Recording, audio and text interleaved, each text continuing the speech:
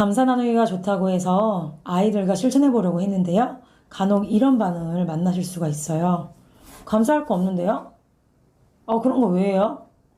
저 잘 모르겠는데요? 네. 이런 반응을 볼 수가 있는데 사실 아무리 좋은 것이라 할지라도 갑작스럽게 해보자 라고 하면 아이들 입장에서는 굉장히 당황스럽고 어렵다라고 느낄 수 있거든요. 그러면 감사 나누기를 어떻게 하면 좋을지 구체적인 방법에 대해서 함께 알아보도록 하겠습니다.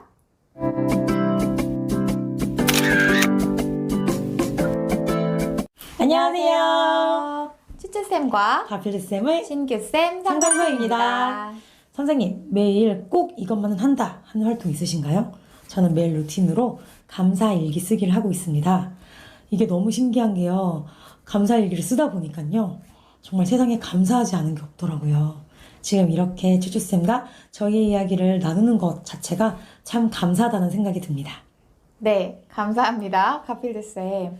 저도 살면서 감사 일기도 쓰고 여러 가지 방법을 해봤는데 삶에 정말 변화들이 있었어요. 그리고 최근에 읽었던 하루 3번 감사의 힘이란 책을 보니까 7명의 저자들이 어떻게 하면 감사 실천했고 그 안에서 어떤 변화가 일어났는지 세세하게 읽어보면서 맞아, 우리 아이들하고도 감사 나누기를 하니까 참 이런 점이 좋았지 라는 생각이 들어서 감사 나누기 실천법에 대해 다시 한번 선생님들과 이야기를 나누고 싶다라는 생각이 들었습니다. 네, 그래서요. 아이들 삶에 변화를 가져올 수 있는 감사 나누기 어떻게 할지 함께 알아보도록 하겠습니다. 네, 실천할 수 있는 구체적인 방법을요. 감사 나누기 5단계를 가지고 얘기를 나눠보려고 합니다.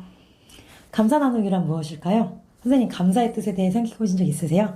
감사라는 거는요, 누군가에게 또는 어떤 일에 대해서 좋은 점을 알아차리고 고마움을 표현하는 것을 의미합니다. 즉, 감사 나누기라는 건 이러한 감사를 함께 표현하고 이야기 나누는 것을 의미하겠죠. 네. 그러면 구체적인 실천 방법 함께 알아볼게요. 네, 감사합니다. 교실 속 감사 나누기에 대해서 저희가 5단계를 한번 얘기를 나눠보도록 할게요. 교실 속 감사 나누기 1단계. 감사하면 떠오르는 것을 브레인스토밍 하기입니다. 아무리 좋은 감사 나누기를 할지라도 갑자기 여러분, 자, 감사 나누기 해봅시다 라고 하면 잘 따라하는 아이들도 있겠지만 어떤 아이들은 뭐지? 갑자기 왜? 또는 어려운데? 라고 생각할 수도 있거든요. 이럴 때에는요, 감사라는 것과 아이들의 삶 사이에 연결고리를 먼저 만들어주는 작업이 필요합니다.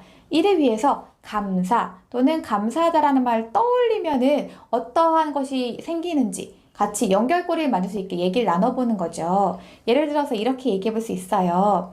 여러분, 우리 앞으로 우리 삶에서 고맙거나 감사한 것들을 찾아보는 하나씩 보물을 찾는 그런 과정들을 해보려고 하는데 바로 감사 나누기를 해보기 전에 먼저 감사하면 어떤 것이 떠오르는지 얘기를 나눠보려고 합니다.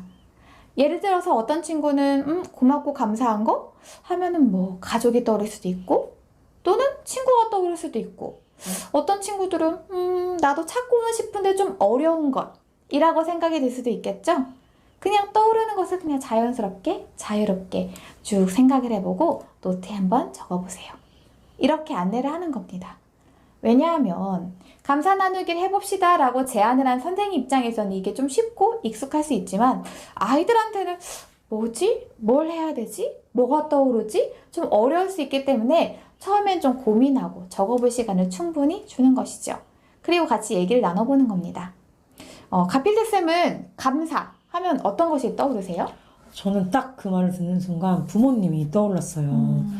늘 제가 아플 때 간호해 주시던 부모님의 모습, 또 맛있게 식사를 만들어 주시던 부모님의 모습이 떠올랐습니다.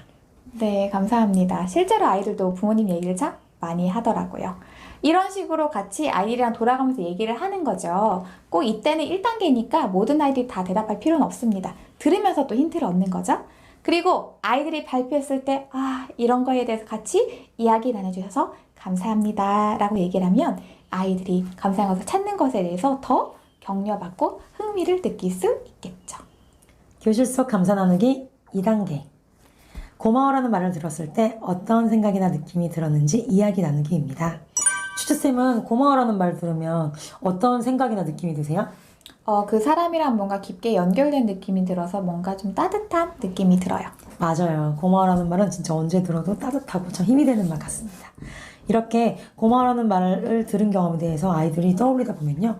자연스럽게 처음에 시크하게 이거 왜 하지 했던 친구들도요. 이게 되게 좋은 거구나. 되게 마음 따뜻해지는 거구나 라는 것을 자연스럽게 알게 되더라고요. 네, 교실 속 감사 나누기 3단계. 삶 속에서 내가 뭔가 고마웠던 누군가를 떠올려 보는 것입니다. 1단계에서 감사와 내 삶의 연결고리를 지었고 2단계에서 내가 고맙다, 내가 감사하다라는 말을 들었을 때 느낌을 떠올렸다면 3단계에는 비로소 내가 다른 사람에게 감사를 표현할 준비를 하는 것이죠. 사실 우리 일상 속에서는요, 감사한 일들이 굉장히 많아요. 그런데 이거를 당연하게 여기거나 인지하지 못하고 그냥 스쳐 지나가 버리는 순간들이 있겠죠. 이런 것들을 삶 속에서 한번 찾아보자 라고 아이들에게 안내를 하는 것입니다. 좀 예시를 들어주면 쉬울 수 있겠죠? 예를 들어서 이렇게요. 여러분, 오늘 학교에 선생님도 여러분도 이렇게 건강하게 만나서 모두가 함께 수업을 할 수 있다는 것, 이것 자체가 참 감사하다는 느낌이 듭니다. 이런 식으로요. 그럼 아이들이 훨씬 더 예시를 찾기 쉬울 거고요. 이렇게 했는데도 잘 모르겠다라고 감을 못 잡는 친구가 있다면 혹시 다른 사람으로 인해서 내가 기분이 좋아졌던 경험이 어떤 것이 있나요? 한번 생각해 보세요. 라고 한다면 누군가로 인해 내가 기분이 좋아졌다면 그 사람에게 고마운 것을 찾는데 도움이 참 되더라고요. 아니면 구체적인 예시를 들어줄 수도 있겠죠. 예를 들어서 내가 심심했는데 친구가 같이 놀자고 했을 때, 또는 내가 힘들었을 때 부모님이 도와주셨을 때 등등과 같이 구체적인 사례를 아이들 생각을 해본다면 훨씬 더 도움이 될 것입니다. 교실 속 감사 나누기 4단계. 학급 모두 감사 나누기를 줄줄이 말하기로 표현하는 것입니다. 이제 1단계, 2단계를 거쳐서요, 3단계까지 하고 나면요, 아이들은 이제 감사 나누기를 말로 할 준비가 된 것입니다. 그래서 아이들에게 어떤 일이 감사했는지 한번 쭉 살펴보면서 이건 나 자신에게도 감사함을 표현할 수 있고요. 우리 가정 안에서도 찾을 수 있고요. 우리 교실, 우리 친구들 사이에서도 찾을 수 있거든요. 그래서 떠올린 다음에요, 줄줄이 말하기로 모두 다 돌아가면서 이야기를 나누는 것입니다. 아이들이 잘 준비가 됐는지 생각이 다 끝난 친구는 조용히 손을 들어주세요 라고 해서 아이들이 준비가 되었는지를 판단할 수 있고요. 그래도 혹시 시간이 좀 부족한 친구들이 있다면요, 이걸 한 바퀴 돌고 나서 두 번째 바퀴 때 이야기할 수 있도록 배려해 줄 수도 있습니다. 교실 속 감사 나누기 5단계. 배움 공책에 감사 나누기 한 것을 꾸준히 기록하는 습관 만들기입니다. 공책에 감사한 것들을 기록하게 되면요, 그게 누적이 되죠. 그리고 쭉 살펴보면서 훨씬 더 감사 나누기를 열심히 하고 싶은 그런 의욕이 올라올 수 있습니다. 그리고 학교에 오지 않아도 감사 나누고 실천하고 하는 것을 스스로 할 수 있는 습관을 만들 수 있기 때문에 결국에 아이들의 성장에 실질적인 도움이 되겠죠. 이 방식은요, 아이들의 어떤 나이라던가 학년 특성에 따라서 적합하게 활용을 해보시면 좋을 것 같습니다. 저희가 이렇게요, 꾸준히 감사 나누기를 실천한 이유가 있어요.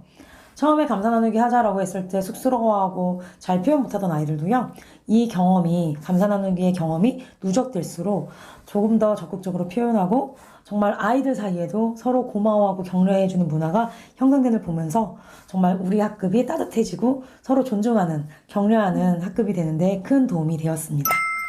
네, 저는요, 이제 감사 나누기 실천하면서 학기 초에는 굉장히 뭔가 좀 비관적이고 좀 뭔가 냉소적이고 이런 시선을 가지고 있었던 아이들이 이 감사 나누기 5단계에 맞춰서 하나하나 하다 보니까 감사한 것을 찾아내는 능력이 향상되는 것이 딱 눈에 보였습니다. 이렇게 하다 보면 사실 우리 삶 속에서 감사한 것이 없는 것이 아니라 내가 무엇을 집중하고 있는가, 결국에 감사할 것을 발견하는 힘, 이 자체가 중요하지 않나라는 생각이 들고요. 이걸 하다 보니까 아이들끼리도 굉장히 사소한 것에 서로 감사하다고 서로 이야기하고 표현하다 보니까 학급 문화 자체가 참 따뜻하고 좋은 문화가 형성되는 것을 경험할 수 있었습니다. 그래서요, 이번에는 저희가 학급에서 실천한 사례를 말씀드릴게요. 저는 매주 금요일에 마지막 시간, 헤어지기 전에 아이들과 이번 한 주를 되돌아보면서 감사한 것에 대해 이야기 나누는 시간을 가졌거든요. 정말 한 주를 마무리하는 시간이기도 하고 아이들이 서로 그렇게 감사를 나누면서 정말 따뜻해지고 가슴 뭉클한 경험을 할 수 있었습니다. 네, 저 같은 경우는요, 아침 문화 만들기로 해서 작년까지는 이제 주 5일 나왔으니까 수요일하고 금요일 아침 시간에 같이 시작을 했었어요. 그리고 현재는 아이들이 아쉽게도 일주일에 한 번밖에 나오지 못하고 있기 때문에 이땐 하루를 마무리하는 시간에 아이들하고 오늘 감사했던 걸 같이 이야기를 나누면서 실천을 하고 있습니다. 이렇게 오늘은요, 학급 문화 만들기 두 번째 시간으로 감사 나누기 활동에 대해 알아보았습니다. 감사 나누기 활동을 통해서 서로 행복하고 존중하는 학급 문화를 형성해 나가시길 바랍니다. 네, 이렇게 감사 나누기를 함께 실천하면 훨씬 더 좋은 문화를 만들 수 있으니까 선생님들께서도 함께 실천을 해보시면 좋겠고요. 그리고 매번 이렇게 우리 채널인 신규쌤 상담소를 이렇게 보러 와주시는 선생님들께도 감사의 마음을 전합니다. 오늘도 시청해주셔서 정말 감사합니다. 도움이 되셨다면요, 좋아요와 구독, 알림 설정 부탁드리겠습니다. 다음 영상에서 만나요. 감사합니다.